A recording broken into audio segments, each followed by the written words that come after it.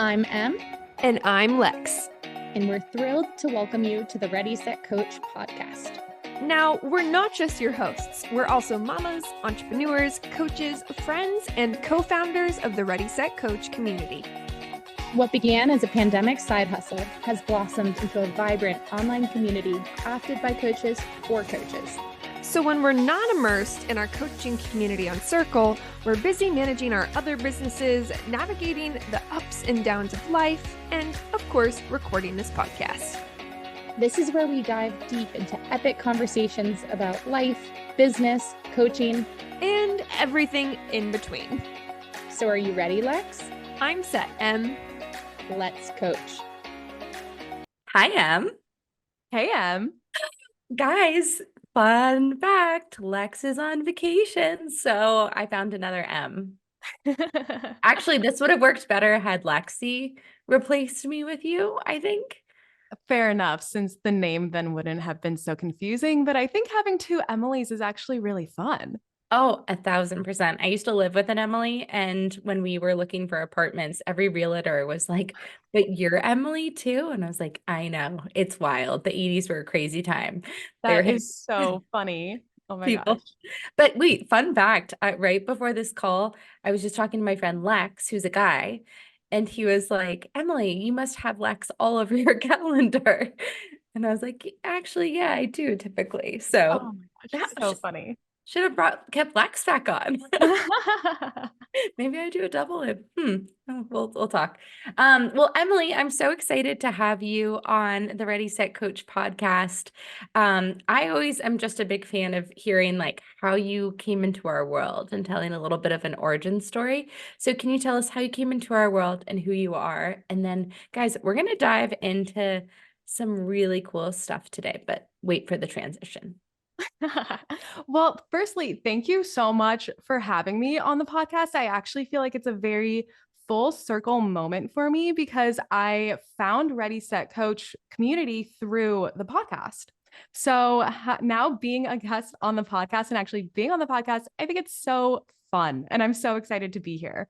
But when I first started coaching, I was just looking for coaching content. Like, how do you coach? What are other coaches doing? How are they feeling? Like, am I alone in this? Am I not? And so I really just kind of searched coach on podcasts and actually found you guys really easily. And I immediately just connected with the way that you guys talked about coaching and also talked about other like things that didn't necessarily relate to coaching or that you wouldn't think related to coaching, but totally do. And so that's how I ended up just learning about the Ready Set Coach community. And then when you guys started sharing the community more and more in the podcast, I realized I just had to join, that it was such a missed opportunity if I didn't.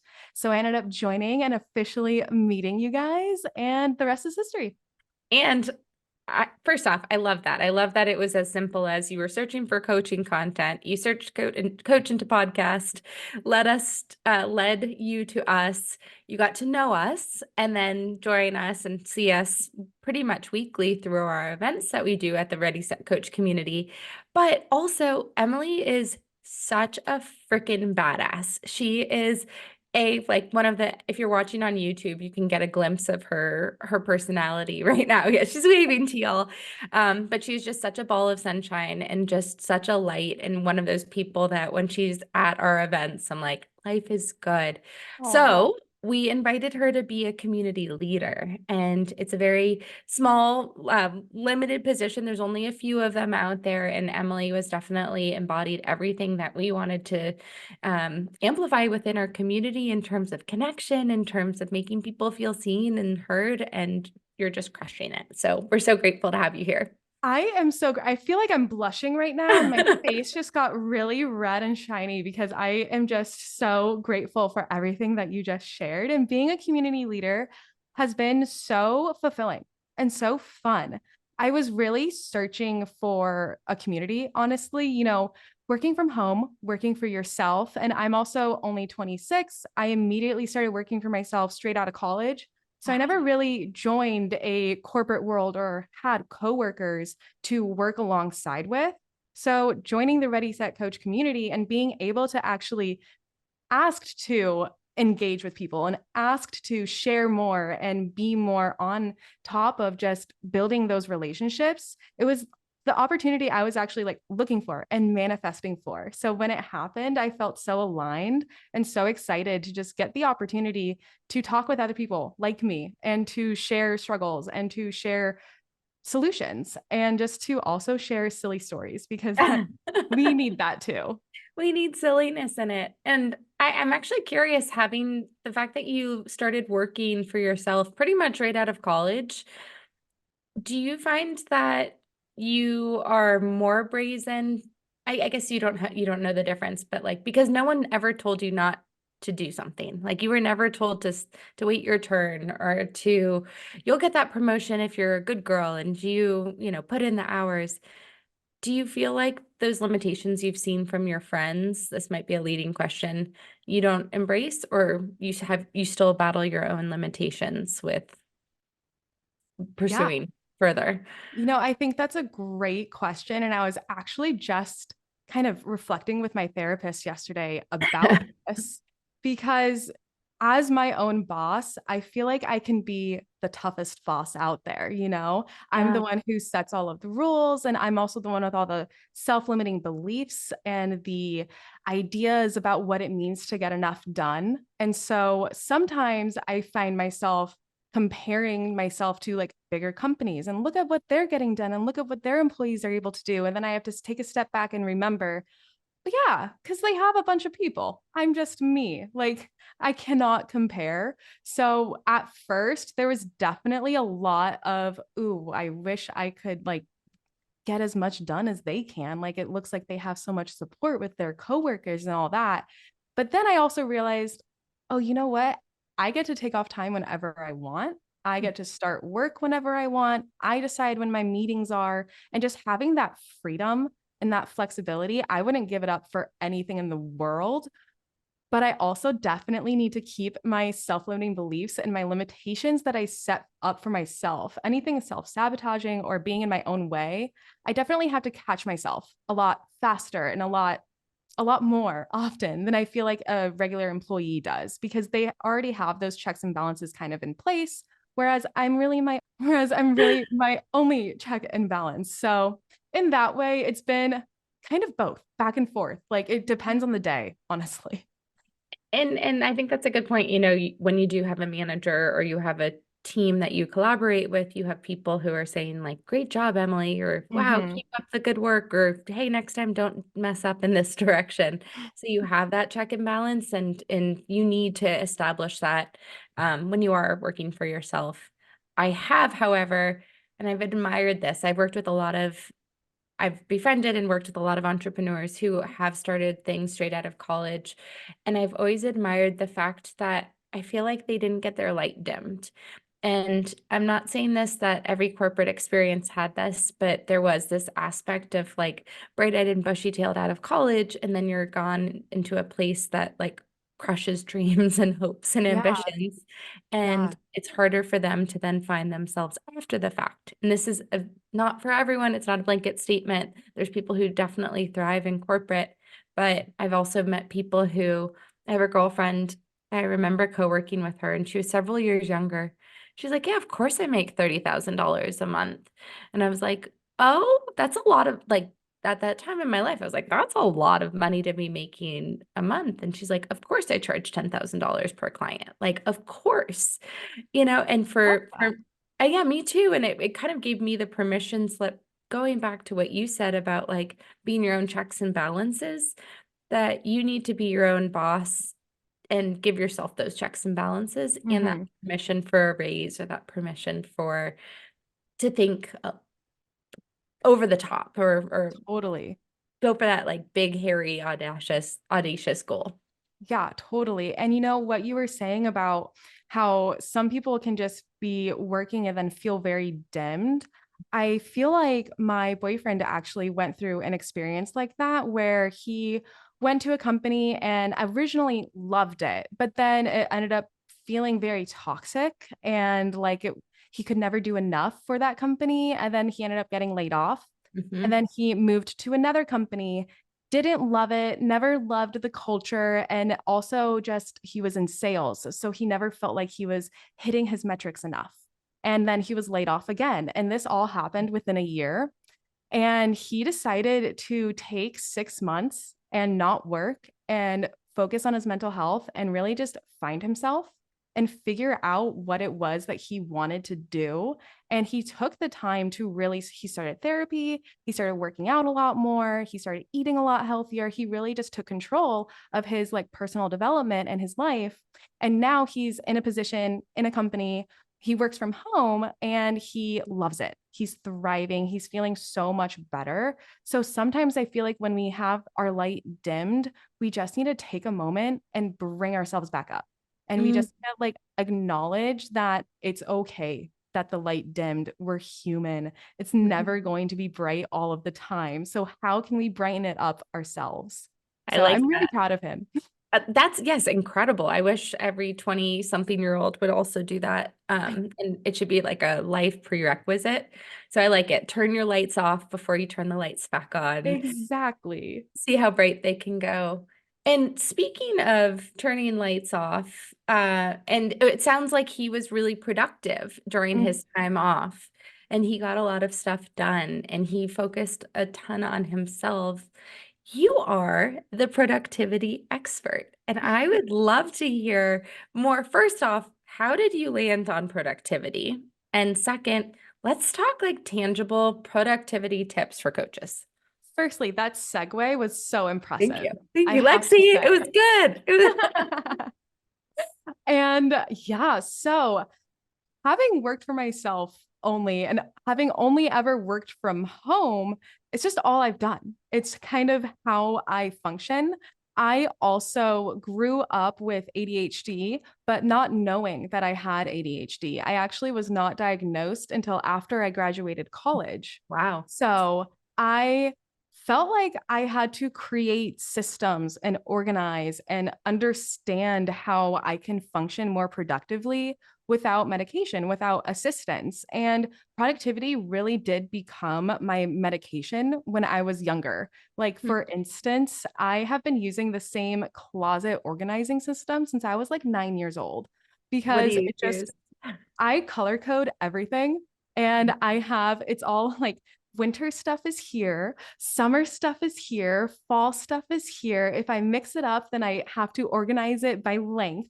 It's Yeah. just like the way that I do things, and it's just how I process it. And I learned that about myself very young. And I think it was because I was started going to therapy really young too. So that helped so much. And then when I joined the working world and I started freelancing out social media services for entrepreneurs and different companies, I realized that nobody practiced work life balance and everybody was on the go all of the time. And I wondered to myself, like, is this really okay? Is this how we should be working? Because to me, I just started working and I already feel burnt out. How do people do this their whole lives? There's no way I'm able to do that. And so I've been working on reframing what being productive even means. So that way I actually feel empowered to take the steps to act productively and empowered to shift into a mindset to act productively. So I really fell into productivity very naturally as just it sort of became a passion. And uniting it with personal development also became a passion. And that's where the productivity flow came from. That's incredible that you knew and you were able to take control of your ADHD through productivity and organization at a young age. And also, yay, young therapy. Another Yes. prerequisite we should all have. Agreed. Are you Agreed. are you from LA originally? I am born and Yeah. raised. Okay, because I think like LA, New York, like that's more embodied. And then Totally. you meet people from other places and they're like, therapy as a child? Why would I do that? Yeah, You're like, totally. I see why. You say that. But okay, so I love that. So it started from essentially social media and like you were servicing social media clients, and now you have this whole business focused on productivity. And I also think that you did a great clarification of work-life balance, that by being productive is not synonymous with hustling. By being Yes. productive It doesn't mean that you are that you were working all the time. Yes. Even It, though that's how our culture really views it, like we got the side hustle, the grind, I'll sleep when I'm dead, people bragging about being busy. It's just so ingrained that productivity means go, go, go, go, go. I have a fun question for you. What do you yeah, think the definition of productivity is? I'm getting shit done. Basically, Yeah. it literally, according to Britannica, all productivity is getting a lot done. That's Yeah. it. And it's like, well, can we do a lot of the wrong stuff? Yes. And why do we have to do a lot to be productive? And exactly. And I think we do a lot of busy work that Yes. we make excuses for and we think is productive. But I did read this, or I feel like this was like passed on, and maybe you know this, like the one task, if you make your bed every single day, that's like, at least you feel productive. You got something, you accomplished one thing. So I think it's Hmm. these little like micro checklists in our brain of accomplishments and Yeah. reward systems. So, okay, let's talk about productivity for coaches. Can we start off with systems? Like, what are your favorite go-to tools that tools and systems you like to Yeah, use? for sure. So one of my favorite tools is Notion. Mhm. I think I use it a lot with my virtual assistant. That's how we keep track of everything that he's working on, how we communicate. All of my content calendars are on there. My blog content calendars are on there. Really, everything is on there from my media book to notes for the future. So I love Notion because you can organize it in whatever way you want to. You can automate things such as tasks so that way they automatically show up onto your calendar and you don't have to worry about adding them to your calendar. They're just there, which is so great when you feel a little overwhelmed or when you're Yeah, wearing a lot of different hats. So I really love Notion for sure. And I need to then, get into yeah, it. go for I it. was gonna say, I was like, I need to dive into it more. I've gone You on use Trello, right? Trello, but probably I've used Notion over the years on and off Mm-hmm. dependent. So I think I need to give a motion to a Notion a little bit more. I love it. Well, if you ever want to test it out with me, we can Yeah, we totally will. walk through it. I Yeah. love that. And another tool that I think is so effective in just organizing the ADHD brain that I have is Google Tasks. I Mm, love it because I use it as a widget on my phone.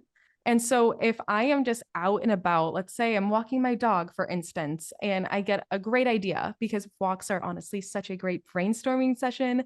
That's what happens to me all the time. And I want to be able to note my idea down without losing it, but also stay present in my walk.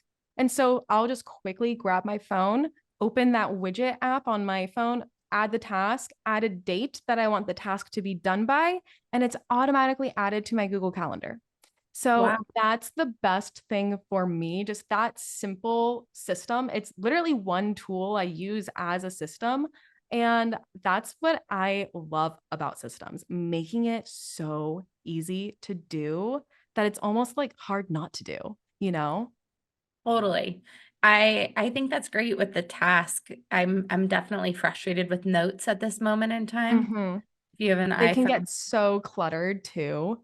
it's so hard to find, it's so hard Yeah. to sort through. I'm like, I wrote a good idea down at one day. Now, where is Yeah. it? What did I You do with know, you know what I do with my notes is I'll use it as like a brainstorming it? area, I guess. And so I will categorize my different notes and have different themes on it. And then I'll pin them. So that way they stay at on the top. So any notes that I reuse over and over again, I always have pinned on the top so I could just easily access them. Wait, that's awesome. That's a really good idea to theme it out. Yeah. Another great hack is adding hashtags. Notes Oh, categorizes everything by hashtags. They actually will show up yellow and kind of glow, mhm. and it'll start organizing your notes for you through the hashtags. That's genius and so Hmm. unexpected to have hashtags I there. know. I Like, was looking for my phone. I was like, where did I put my phone? I wanted to show you my phone. And this actually is like a terrible time to show you my phone because it doesn't look like what I want it to. But back to the coloring and organization, I yes, organize all my phone by colors. I love that. There's clearly some apps, guys, if you're seeing it on YouTube, that I need to put into their homes. But I've loved, to your point earlier about colors and organizing by themes or hashtags. I think our brains are, we have so many things happening. So if there's any sort of system in ways that we can think about things, I think it's easier. And so I found, at least by color, like what color is Facebook? Blue. Blue is in the blue folder. Like There we it's go. easier than me being like, oh, is this in social media or is this in business? See, So, now that's how I organize. I'm pulling up my phone to show you too. So that's how I organize my phone. I'll do like social media, oh, finance, business, and have like travel and food, shopping. There's a lot in shopping. yeah. Um, so like we totally do the same thing, just in a different way, which is like just goes to show that there's so many different ways to go about simply organizing it. The key is making it work in the way that your brain works. So if you process colors faster than you process like a category, then there you go. That's what you should do. Simply as that. Hey everyone, Lex here.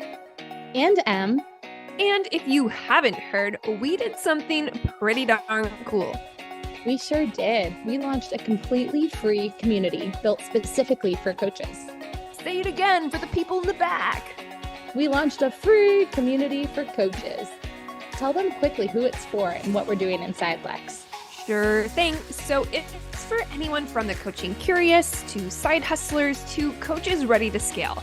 And through the virtual platform that we've built, we've created a safe and fun space to learn, launch, grow, connect, ideate, collaborate, vent, and evolve together. Nailed it, Lex. Now, while it's free, you must apply in order to gain a free membership. You know, so we can make sure everyone inside is awesome, like us. Apply today at readysetcoachcommunity.com. Building on that, what kind of advice do you have for people to give themselves an audit so they do understand how they process things? Oh, that's a great question. So, firstly, it's really just about being present and noticing and having the intention to be, okay, I'm going to notice how I react to things today. And if my reaction is, I'm feeling challenged, I'm feeling dreadful, I want to procrastinate, I'm not enjoying it, I'm not having fun anymore, any really just negative emotion that holds you back from being your best self, those are the moments when you kind of got to pay extra attention, because then you can typically pinpoint what led you to feeling that way. And when you can look backwards and backtrack, it's so much easier than to edit moving forward, because you know exactly where the hiccups lie and where you can make small 1% adjustments. And the key here is making just 1% adjustments, not making crazy big adjustments, not trying to switch your entire routine up or your entire system up. What's the one thing that you can just slightly adjust and see how you react to that?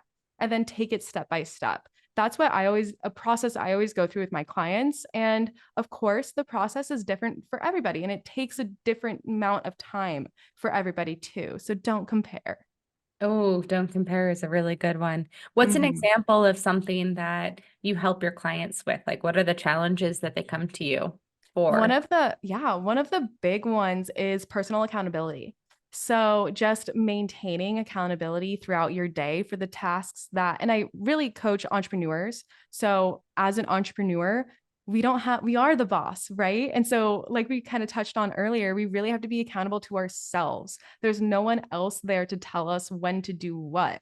And so boosting that accountability and also boosting motivation, boosting an understanding of your benefits that you get, and boosting an awareness of all the options that you have. You don't necessarily have to do everything. You can delegate, you can, take it in phases, start with one thing and then move into the next. So it's really about breaking down your mindset, understanding why you're struggling with accountability, and then slipping in those mindset shifts and tools that help you boost it 1% at a time every single day. And I'm such a big fan of 1% more each day. I That's think my motto. Oh, it's a great motto too, and it's a small motto, is a small but mighty motto. But you've never been bit by a mosquito before, and it freaking hurts. They're small, but they are mighty. So, So true. right? Oh, and so annoying too, but that's a different topic. So then thinking about productivity, like what are the things that you would stand on a milk carton and with a megaphone and yell into the abyss until people do it? Ooh, that's a really good one. So something that people don't naturally think of when they think of productivity is meditation. Mm. But I think it's actually a huge productivity booster because when you can clear your headspace and clear out any of that internal clutter that you have, you work so much more effectively. And you also understand your priorities a lot more. You give yourself a little bit more grace when you run into hurdles because that happens. It's bound to happen. You address interruptions and distractions a lot more. You act like the person you know you can be, essentially, when you allow yourself to have a clearer head and to take a moment and do some breath work and calm down your mind a little bit, because then you can just be so much more effective. So, meditation is definitely, whether it's meditation, breath work, like belly breathing or doing a body scan, really just any form of tapping into your mind and body spirit and connecting the two is so, so key. I am 100% on board for that. I find that whenever I'm feeling unproductive, quote unquote, staring at my computer, hitting the refresh button over and over and over again, not sure where to start. It's usually closing my laptop, laying down, and like doing all those things that you just said, that it Totally. gives me that reset and Mhm. that refocus of where to put my energy. Yes. Um, I'm curious for you in terms of I've got like 1,000 tabs open right now. We've got email, you've got Zoom, you've got text messages. Do you have any best productivity hacks in terms of actually focusing and getting the task at hand done? Oh, yes, especially with tabs. So, it's so common to have like 50 tabs open in one window. And then you look at your window and you're like, where is that one thing that I need right now?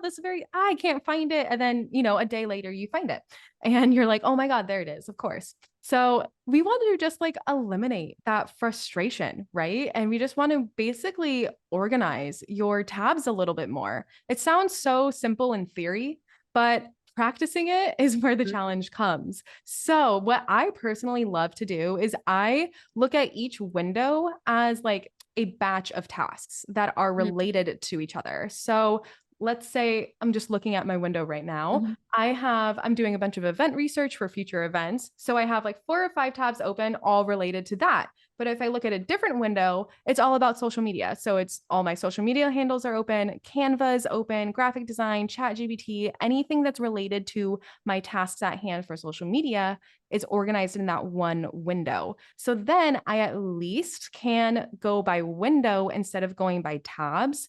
And when you can look at a window and just say, okay, everything I'm looking at here is only related to my one task at hand, you just don't get distractions in your peripheral about other tasks because you don't have those tabs pulling your focus away. So, the way I love to define focus, and I think this really plays in hand with everything I just said, is not giving your power away to distractions. That's really what it is. So, how can you just eliminate those distractions ahead of time and prepare for them? And I love the tab idea or the window idea of basically curating it like a Pinterest board with all the things you need to Exactly. do. Oh, that's a great way of saying it. I'm going to No, steal right? that. That's just what it is. How about your phone? Do you use your phone at all to keep you productive or to keep you on task? So actually, I am proud to say that my phone is hardly ever used. Great. I am really, I only have like 2.5 hours of screen time a day, according Oh, to the Apple, like, how it'll show you that yeah. notification every week. So I'm Yes, like, yes. I always Sadly. try to get it down. I'm like, ooh, okay. So I was 2.5. Let's see if I could do 220 this week. Yeah. And like just always try to bring it down. I'm someone who really just uses my computer as my work zone and my phone as my personal zone. And I Hmm. really try to separate them. And for me, that just helps with my work-life balance. It helps me not feel pressured on the weekends to look at anything related to work It helps me actually put work away when I Yeah. want to put work away. So that's something that most people don't do, but it's been so beneficial in decreasing any anxiety and decreasing those Sunday scaries and just helping me feel more confident and aligned with when I do actually do my work, because I know that this is my work time and later on is my personal time. I want it to stay my personal time. So I'm going to get as much done as I can here and now and leave my phone to be a personal So tool. does that mean that your email, do you not do your work email at all on your phone or I anything? have it on my phone. I do not allow notifications. Phenomenal. Big fan. Big fan of that. I found that when I had my email at the bottom right of my phone, I would just be kind of refreshing and refreshing and Mhm. refreshing. And I was like, my thumb didn't know what to do. So I had to Mhm. move it and hide it into a folder, like behind a bunch of things. Because That's so otherwise, smart. yeah, That's a that was, great way to like just, I think using folders as an Mhm. organization tool and also just using the different pages too. Yeah, So like let's say you don't want to be scrolling on social media all of the time, then put it into a folder, put it on the last page and make it exactly. hard to access. So that way it's actually a little bit of a hassle to go and scroll and get to it. And anytime it's a little bit more of a hassle, we're less Mhm. likely to do it. So that's a At the, great.